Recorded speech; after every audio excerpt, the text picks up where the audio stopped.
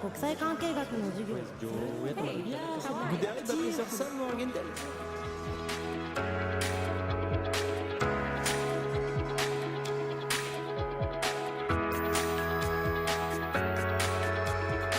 Bonjour. Bonjour à tout le monde, je m'appelle Edouard Manjarès et j'ai fini mon master en 2018. Je fais les masters NIPRO et ça fait déjà presque 3 ans que je suis prof de FLE et je suis colombien et je suis prof des langues étrangères et en Colombie. Et je me suis, on va dire, focalisé surtout sur les Français.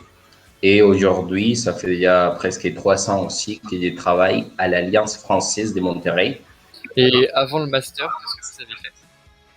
Et en Colombie, j'ai travaillé en tant que d'anglais. Et ensuite, quand je suis allé en France, j'ai travaillé en tant qu'assistant de vie scolaire dans un petit village, on peut dire ça, qui est à côté de Rennes, qui s'appelle Orgères. Et j'ai travaillé au collège André Récipon. Et là-bas, j'ai travaillé pendant, je pense, 1 an et demi.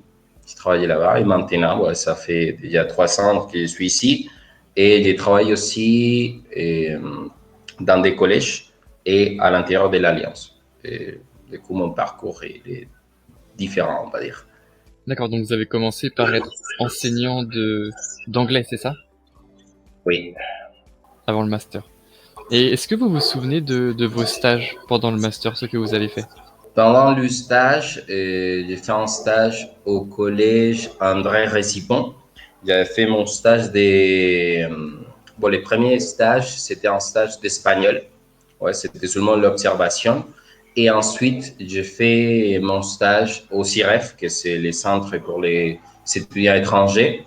Et moi, là-bas, j'étais guidé par Madame Amandine Chevalier. C'est une prof de langue aussi. Il m'a donné des cours avant de commencer mon parcours professionnel. Et pendant, on va dire que 3 mois, j'ai suivi ces cours. Et du coup, j'étais en charge de vérifier le matériel, observer ce qui s'est passé en cours, comment les étudiants travaillaient sur les activités les plus fréquentes à faire pour vérifier s'ils avaient acquis les prérequis ou non, et comment ils utilisaient la langue et quels étaient les exercices les plus fréquents pour la construction, on va dire, d'une idée vraiment de la culture française et de la langue française en tant qu'outil de communication. Et donc maintenant, vous me dites que vous travaillez à l'Alliance française en Colombie? Et Non, je suis à Monterrey, je suis au Mexique. Ah oui, pardon. Dans quelle structure, enfin précisément, qu'est-ce que vous faites? Vous avez une classe ou au contraire vous avez plusieurs groupes d'étudiants?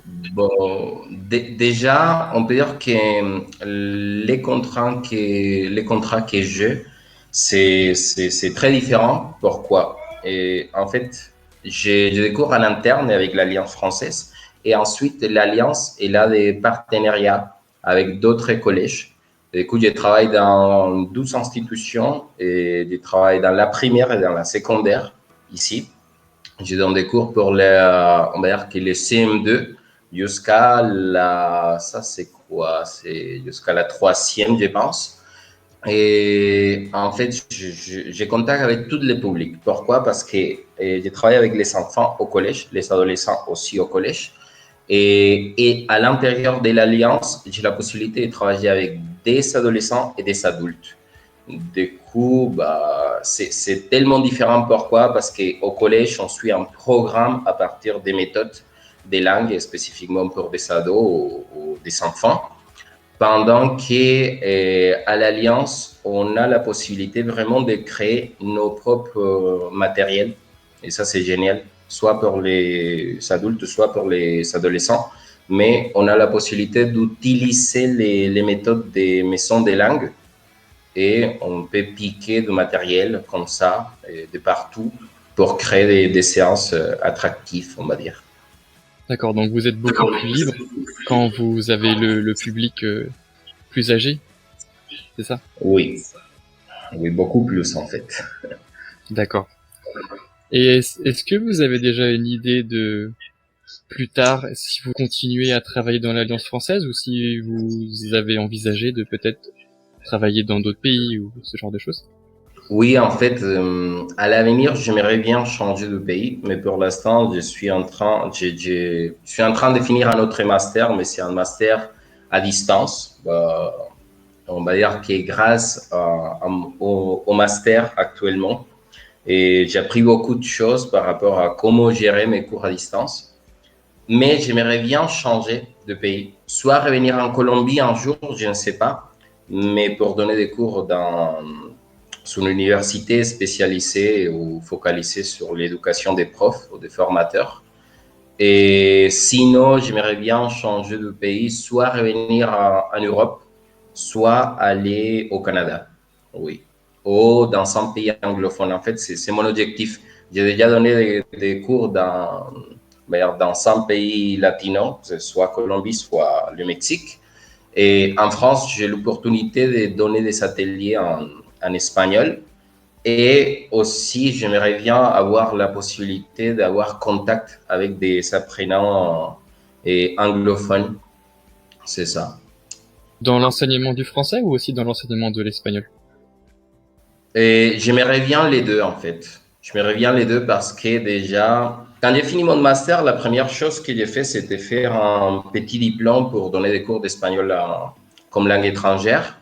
Et là, il y a déjà cette possibilité. Et en plus, bon, j'ai déjà les diplômes des français en tant que langue étrangère. Et j'aimerais bien le mélanger, je ne sais pas, ouais, aller dans un pays anglophone pour améliorer mon anglais, mais avoir la possibilité de donner des cours de français et d'espagnol en même temps. D'accord, oui, c'est l'avantage d'être natif espagnol et d'avoir fait un cursus français. Vous êtes plus polyvalent dans la langue Oui, d'enseignement. ça c'est vrai. Est-ce que si vous vous en souvenez, vous pouvez essayer de décrire l'expérience dans le master à Rennes? D'accord. Et je peux déjà parler par rapport aux hispanophones. Je peux dire que c'est très riche, ouais, c'est très riche en tant qu'éducation académique, parce qu'il y a des choses qu'on arrive à comprendre seulement en étant à Rennes. Oui, ça c'est la première chose. Là, je pense qu'il y a vraiment une analyse de la langue à partir de la langue en tant que, pas outil de communication, je vais dire plutôt, en fait, comme s'il s'agissait d'un être vivant. Oui, sa chance, on doit les comprendre parce qu'il y a des époques différentes. Et c'est comme ça qu'on les voit, en fait, dans les masters. Vous pouvez reconnaître que la langue, c'est pas statique. Ouais, on peut pas dire qu'elle bouge pas, oui. Elle est toujours en mouvement. Et c'est comme ça qu'on va la voir dans les masters. Et pourquoi? Parce que vous avez déjà la possibilité de reconnaître comment, et dans d'autres cultures, vous reconnaissez ou ils voient la, la langue française, comment ils l'utilisent, parce que ce n'est pas la même utilisation que l'on fait, et aussi la richesse que ça nous donne de rester à Rennes. Pourquoi?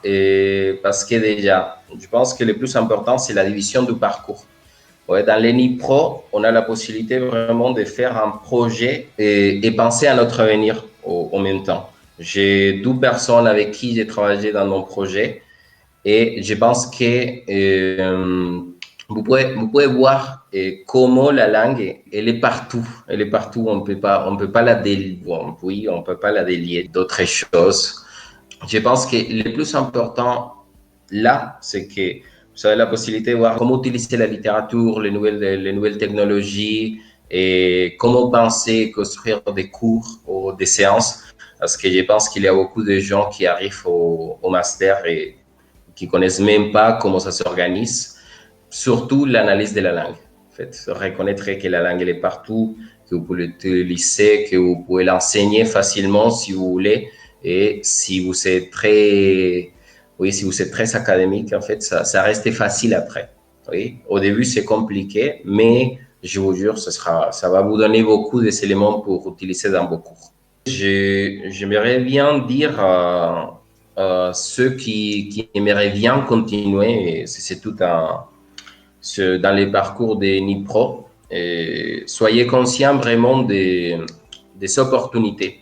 Vous pouvez voyager et déjà, c'est la première option, bien sûr, parce que je pense que la plupart d'entre vous a choisi ce master pour ces raisons principalement, l'effet de partir ailleurs, de pouvoir partager votre culture et pas seulement partager votre culture, sinon reconnaître autre façon de vivre ailleurs.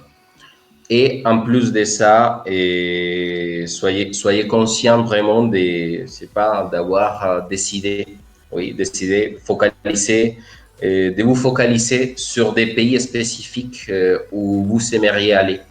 Je ne sais pas, dans mon cas, j'aimerais bien visiter des pays anglophones et je ne sais pas, il y a des gens qui sont attirés surtout et sont attirés par la culture asiatique. Du coup, ils partent là-bas, il y a des autres qui viennent en Amérique latine et ils profitent beaucoup de leur voyage. Et je pense que vous allez avoir les moyens vraiment et les outils et pour profiter beaucoup à l'avenir de vos cours. Pourquoi? Parce que vous aurez la possibilité, bien sûr, d'utiliser les nouvelles technologies qui aujourd'hui sont vraiment nécessaires dans notre parcours. Et un prof sans nouvelles technologies aujourd'hui, bah, désolé, mais on peut rester, je sais pas, dans une école traditionnelle dans laquelle vous allez travailler seulement avec des livres ou avec les tableaux. Et je pense que c'est pas ça. Et franchement, vous voyez les témoignages de mes camarades. Il y a des camarades qui font des projets géniaux et aujourd'hui qui se basent sur des space games et même sur des jeux vidéo sur Internet. Et ça va vous donner beaucoup d'idées, beaucoup d'idées, beaucoup d'idées. Du coup, je vous assure, suivez les masters des didactiques en langues étrangères. Est-ce que on pourra ajouter donc sur le site du master votre adresse email si des étudiants, potentiels futurs étudiants souhaitent vous contacter? Bien sûr, je pense que c'est un bon moyen d'avoir une idée de quoi il s'agit. Parce que parfois, on arrive avec des idées différentes et dès mon expérience personnelle, j'ai vu qu'il y avait beaucoup de gens qui ont parti avant de finir le master. Oui. Je pense qu'ils ne se sont pas donné l'opportunité de finir le master. Mais oui, bien sûr, ça va aider beaucoup, ça va donner des idées et on peut, je sais pas, parler des mythes que l'on a du master et bien sûr, ouais, et dire la vérité. D'accord, merci. De rien. Merci encore pour votre temps. Merci à toi.